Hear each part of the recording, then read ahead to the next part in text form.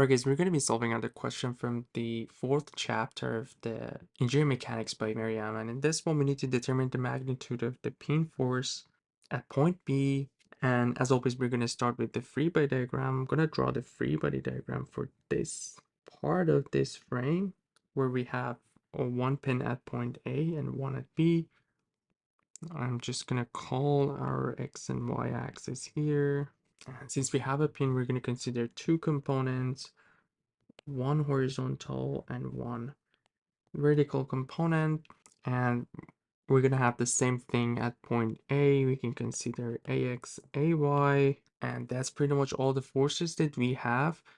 And we are in equilibrium. We're gonna have three different equations: sum of all forces in X equals 0, sum of all forces in Y equals 0, and we're gonna have one moment equation. If we look at this, we'll see we have 1, 2, 3, 4 unknowns and 3 equations, which means we need one more equation to solve this question. And this is the key point of this question and the fourth equation, that we need to figure this out. And the answer to the question of what is the fourth equation in here is that if we look at the member AO, or this quarter circle that we have, we can see that this member is a two-force member. And as we talked about, the two-force member is where we have a member where we have two forces at each end. So we're gonna have one force at point A and one force at point O. Obviously, each of them has X and Y component, but what matters in here is that when we have a two-force member, the force that is applying to that point would be the line that connects these 2 points.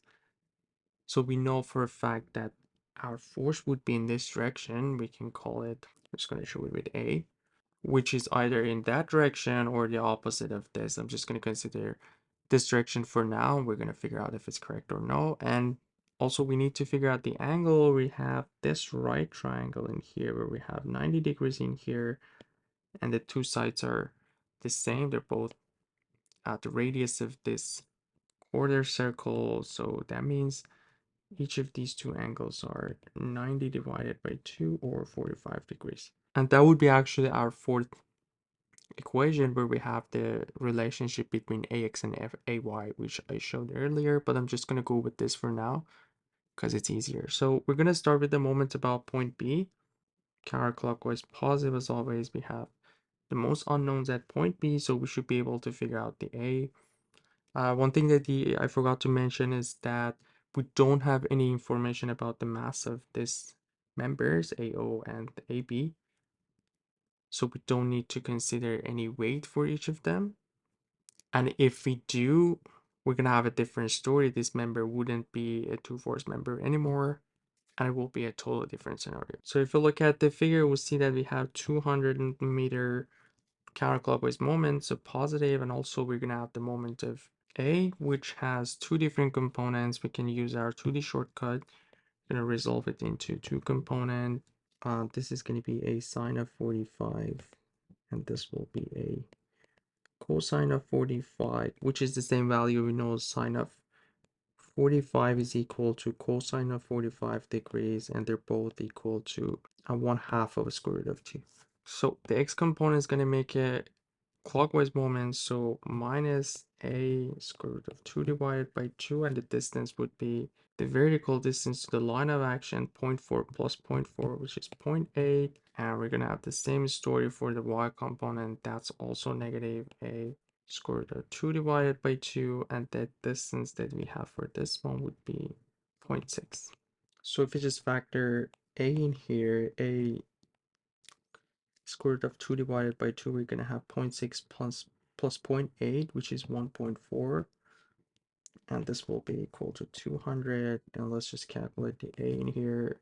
That's going to be 400 divided by 1.4 divided by square root of 2. So the a would be 202.03 newtons. But what we're interested in is the magnitude of force at B, but now we can do sum of all forces in X equals 0. We're going to have Bx, we're going to have a sine of 45 degrees, and that's pretty much it, equals 0. Bx would be negative 202.03 sine of 45. Let's see what we get. So times sine of 45, our Bx is going to be negative, and the negative sign shows that it's actually to the left. 86 Newton, so this is the correct direction for Bx. And last equation, By plus a cosine of 45 equals 0. As I mentioned, we have the same value for sine and cosine. This will be also 142.86. Again, the negative sign shows that By is downward too. And we just have to find the magnitude, which would be the square root of Bx squared plus By squared, or basically 2 times 142.86 squared. So our B will be square root of 2 times 142.86 squared. And that's going to be also 202.03 newtons. And that's going to be the final answer. And if we look at it, we'll see that we have actually a couple in here. We're going to have this A in here. We're going to have the same force, the opposite direction at point B, and these two are going to make a couple in this system, which we cancel out with the moment that we have at this point. Hope everything was clear. Let me know if you guys have any questions. You guys take care. I'll see you in the next video. Have a good one.